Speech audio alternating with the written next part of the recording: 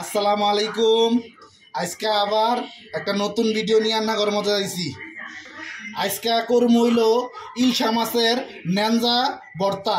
এই যে দিয়া দিমু এজলা হলদির গুঁড়া, এই যে একটা হলদির গুঁড়া অনা দিয়া দিমু হইল লবণ, এই যে লবণ। এখন মাহায় নিমু হামু, এই যে মাহায় হারছি।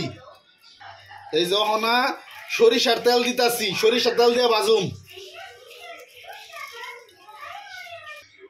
এই যে অনা মাছগুলা খোলার মধ্যে ছাইরা দিমু। মাছগুলা এখন এজলা উল্টাই দিতাছি।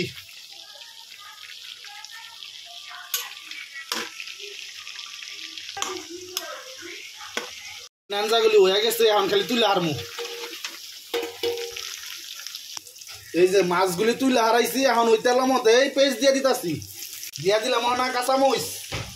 এই যে পেস্টগুলি হয়ে গেছে, এখন মাছগুলি দিয়া এটা নাড়া দিমু। এই যে মাছগুলি দিয়ে হারছি, এখন এটা নাড়া দিতাছি। এই যে হয়ে গেছে, এখন থালির মধ্যে বাইরে হারামু। এই যে মাছটা হয়ে গেছে, এখন ধনিয়া পাতা দিমু।